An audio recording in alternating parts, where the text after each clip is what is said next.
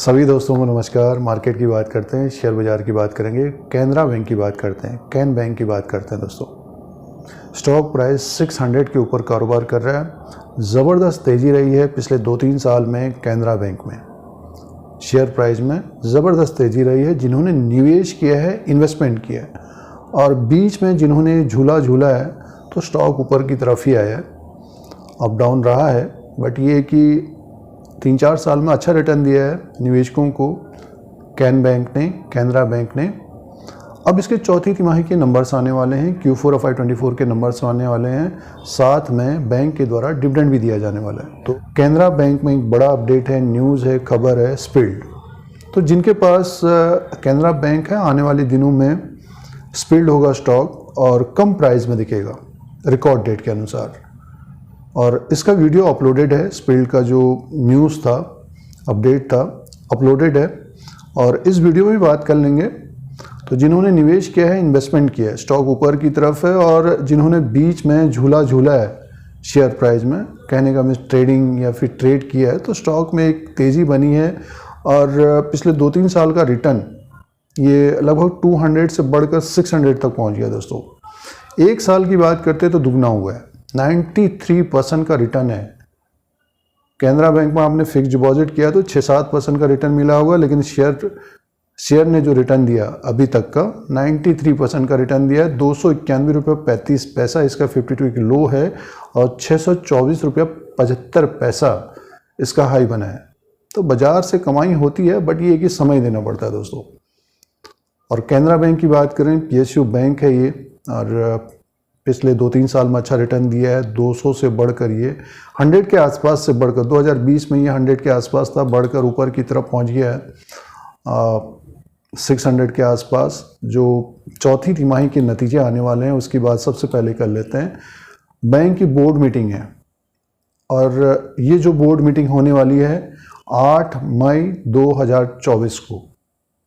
इस board meeting में जो कंसीडर किया जाएगा, फाइनेंशियल नतीजों के बारे में कंसीडर किया जाएगा।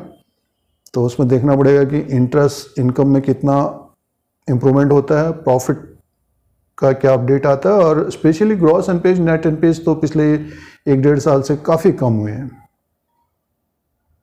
तो क्या परफॉर्मेंस रहती है Q4 में, वो महत्वपूर्ण होगा शेयर होल्डर्स के लिए जिनके पास कैनरा बैंक है। और डिविडेंड का भी अनाउंसमेंट होगा दोस्तों, डिविडेंड का भी अनाउंसमेंट होगा। अब जो पिछला जो इतिहास है, हिस्ट्री है डिविडेंड का, जो पिछला रिकॉर्ड है, हिस्ट्री है कैनरा बैंक का, उसमें 3 से 5 रुपये और 5 रुपये से ज़्यादा का डिविडेंड रह सकता है। शेयर प्राइस अब ऊपर की तरफ है तो देखना पड़ेगा कि कितने रुपए का डिविडेंड आता है बैंक के द्वारा। आने वाले दिनों में डिविडेंड मिलने वाला है निवेशकों को, डिविडेंड्स की गारंटी कमाई होगी रिकॉर्ड डेट के अनुसार। ये अपडेट आया है 8 मई 2024 को बोर्ड मीटिंग है और जिसमें कंसीडर किया जाएगा फाइनेंशियल नतीजों के बारे में, साथ में डिविडेंड का अनाउंसमेंट होने वाला है। तो ये अपडेट है फाइनेंशियल नतीजों के बारे में। और जैसे कि स्पिल्ड के बारे में बात की तो बैंक के द्वारा जो अनाउंसमेंट किया गया स्पिल्ड का जो रिकॉर्ड डेट है 15 मई 2024 है। और जिनके पास कैनरा बैंक का स्टॉक होगा तो स्पिल्ड का जो रेशियो होगा उसी के अनुसार शेयर निवेशकों के बढ़ जाएंगे। फेस वैल्यू 10 रुपये का है, आगे आने वाले दिनों में जो फेस वैल्यू होगा 2 रुपये का हो जाएगा। वैल्यूएशन में कोई फ़र्क नहीं है। बैंक का मानना है कि शेयर प्राइस अब बड़ा हो गया है, मीन्स जैसे कि 600 के आसपास है, तो बहुत सारे रिटेल निवेशक जो 500 के ऊपर के शेयर्स होते हैं या 300 के ऊपर के शेयर्स होते हैं उसमें निवेश या इन्वेस्टमेंट थोड़ा बहुत कम करते हैं, ये कैनरा बैंक का मानना है। तो स्पिल्ड होगा जिसकी रिकॉर्ड डेट है 15 मई 2024 दोस्तों। तो लंबे समय के लिए निवेशकों के लिए ये आगे आने वाले समय में फ़ायदा रहेगा। फ़ायदा इसलिए रहेगा क्योंकि स्टॉक प्राइस कम रहेगा और बैंक का परफॉर्मेंस अच्छा रहता है। आगे आने वाले दिनों में इनकम, इंटरेस्ट अर्न और प्रॉफिट बढ़ता रहेगा और एसेट क्वालिटी में सुधार होता रहेगा, तो स्टॉक फिर से तेज़ होता हुआ दिखाई दे सकता है। तो बहुत सारे शेयरों में आपने देखा होगा उसी तरह से कैनरा बैंक में भी हो रहा है दोस्तों। तो ये मई का महीना बहुत महत्वपूर्ण रहेगा कैनरा बैंक के लिए।